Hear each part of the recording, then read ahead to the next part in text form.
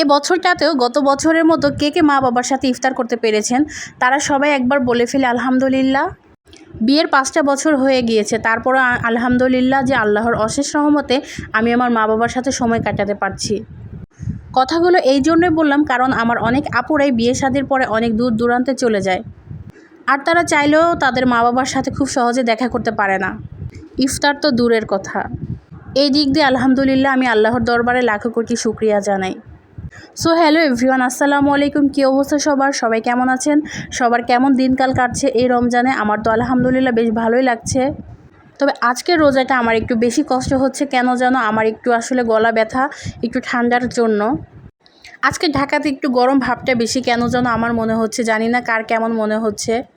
আর আমার কথা বলতে অনেক বেশি সমস্যা হচ্ছে কারণ আমার গলা এত পরিমাণে ব্যথা হয়েছে। এটা মনে হচ্ছে যে আমি ঠান্ডার শরবত খাই, যে এই জন্য আমার একদম ঠান্ডা জিনিস খাওয়া সম্পূর্ণ নিষেধ। কিন্তু কি করব, সারাদিন আসলে রোজা রাখার পরে এক গ্লাস ঠান্ডা শরবত না খেলে খুবই খারাপ লাগে, এই জন্যই খাই।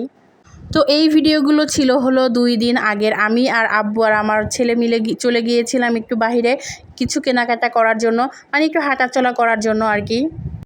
তো আমরা হাঁটছিলাম আর আশেপাশের যে দোকানগুলো ছিল ওইখানে আমরা অনেক কিছুরই দামাদাম জিজ্ঞেস করেছিলাম। তো তারপর আব্বু একটা বাঙ্গি কিনলো, এটা আমি কিনে দিয়েছিলাম আব্বুকে। আমার বাঙ্গি ফল একদমই পছন্দ না, কেন জানি না। আমরা 3টা ভাই বোন কেউ একদম পছন্দ করি না, কিন্তু আমার মা আর বাবা তারা পছন্দ করে, তো এই জন্য আমি কিনলাম। কি আছে ভাই এই ফলে আমি জানি না, মানে ফলটা কেন যেন আমার 2 চোখের বিষ। কেন যেন আমার মানে এই ফল জাতীয় খাবারটা একদমই অপছন্দ। 2-1টা ফল বাদে, যেমন আম বা লিচু বা তরমুজ, এই ফলগুলো আমি একটু খাই, তবে অন্য ফল আমি একটু কমই খাই আর কি। তারপরে হলো গিয়ে আমরা বাসায় চলে আসলাম। বাসায় চলে আসার পরে হলো আম্মু সব ইফতারিগুলো আয়োজন করেছিল, একা করেছিল সব কিছু।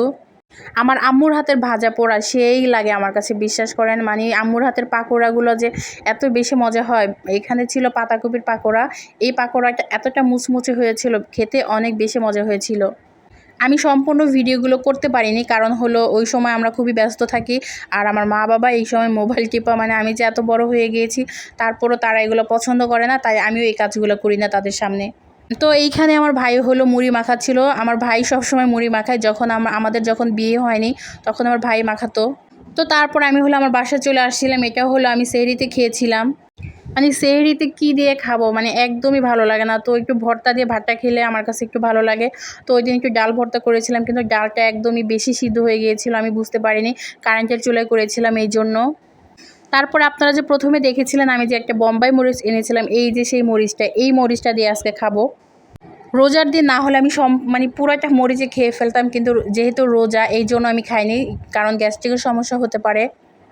আমি এখানে খেয়েছিলাম হলো ডাল ভর্তা আর হলো ডিম ভুনা, এটাই আমার কাছে অনেক বেশি ভালো লেগেছে। তো এতক্ষণ যারা আমার সম্পূর্ণ ভিডিও দেখেছে তাদেরকে অনেক ধন্যবাদ। আল্লাহ হাফেজ।